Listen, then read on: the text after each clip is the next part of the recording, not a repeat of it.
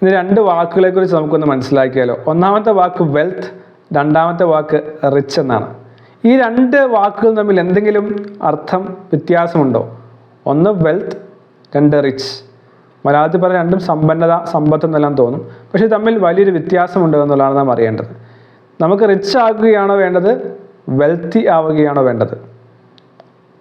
എന്താണ് തോന്നുന്നത്? ഒരു ആള് വളരെ വിലയേറിയ ഒരു കാറിൽ സഞ്ചരിക്കുകയാണ്, അല്ലെങ്കിൽ വലിയൊരു വാഹനത്തിൽ സഞ്ചരിക്കുകയാണ്, അല്ലെങ്കിൽ വളരെ വിലയേറിയൊരു വീട് നിർമ്മിക്കുകയാണ്. ഈ സൈക്കോളജിയുടെ പുസ്തകത്തിലും കാണുവാൻ സാധിക്കും, മോർഗൻ ഹസലിൻ്റെ ഒരു ഫ്രണ്ട് പോർഷെ കാർ വാങ്ങുകയും ആ കാറിൽ ആഘോഷപൂർവ്വം ആഡംബരമായി ജീവിക്കുകയും ചെയ്യുകയാണ്. പക്ഷെ കുറച്ച് കഴിഞ്ഞപ്പോൾ അദ്ദേഹത്തിന് അതിൻ്റെ CC അടയ്ക്കാൻ കഴിയാതെ ആ കാറ് നഷ്ടപ്പെടുത്തേണ്ട അവസ്ഥ വന്നു. അതുപോലെ തന്നെ പല ആളുകളുമുണ്ട്, വലിയ വില കൊടുത്ത് കടം കൊടുത്ത് വാഹനം വാങ്ങും, വീട് വാങ്ങും, ലോൺ അടച്ചുകൊണ്ടിരിക്കും. അതാണ് റിച്ച് എന്ന് പറയുന്നത്. അവരുടെ കയ്യിലുള്ള വസ്തുക്കൾ കൊണ്ട് അവർ റിച്ച് ആയിരിക്കും, പക്ഷേ അവർ വെൽത്തി അല്ല. വെൽത്തി എന്ന് പറയുന്നത് ലോങ് ടേമായി സ്റ്റേയിങ് റിച്ച് ആകുവാൻ സാധിക്കുക എന്നുള്ളതാണ്.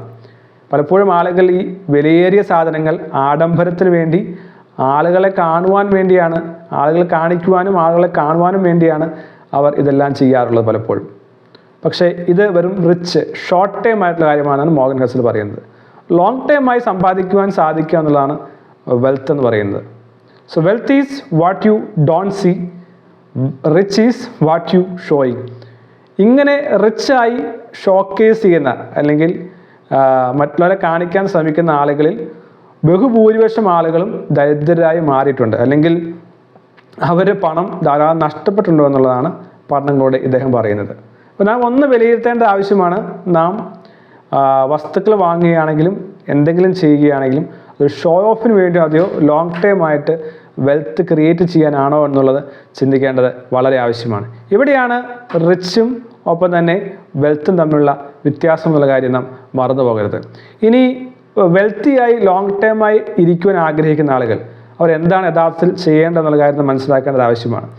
സേവിങ്സ് എന്ന് പറയുന്ന ആസ്പെക്ട്സിനെ വളരെ ആഴത്തിൽ ഊന്നി പറയുന്ന ഒരു പുസ്തകവും ഒരു വ്യക്തിയും കൂടിയാണ് മോർഗൻ ഹസൽ. എത്രമാത്രം ഡെയിലി, വീക്ക്ലി, മന്ത്ലി സേവ് ചെയ്യുന്നുണ്ട്, എത്രമാത്രം ഏൺ ചെയ്യുന്നുണ്ടെന്നുള്ള അല്ല പ്രധാനപ്പെട്ടത്, എത്രമാത്രം സേവ് ചെയ്യുന്നുണ്ടോ എന്നുള്ള വളരെ പ്രധാനപ്പെട്ട ഒരു കാര്യമാണ്.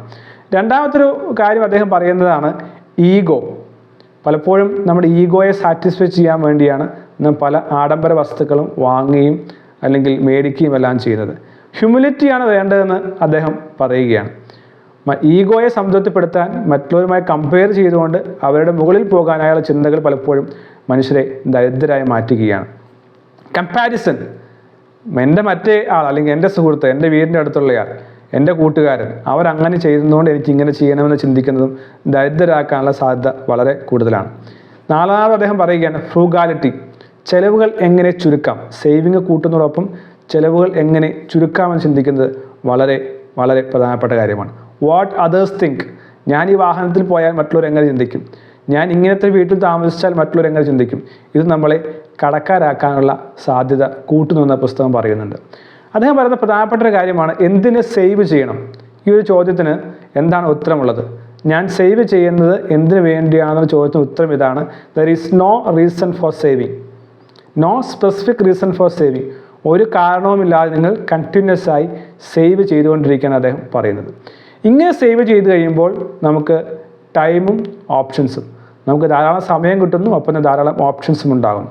യഥാർത്ഥത്തിലുള്ള വെൽത്ത് എന്ന് പറയുന്നത് നമ്മുടെ കൈവശം ധാരാളം സമയവും നമുക്ക് എൻജോയ് ചെയ്യാൻ ധാരാളം ഓപ്ഷൻസും ഉണ്ടാകുന്നതാണെന്ന് മനസ്സിലാക്കേണ്ടത് ആവശ്യമാണ്.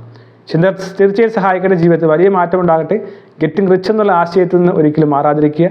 അപ്രകാരം റിച്ച് ആകാൻ സാധിക്കട്ടെ. All the best.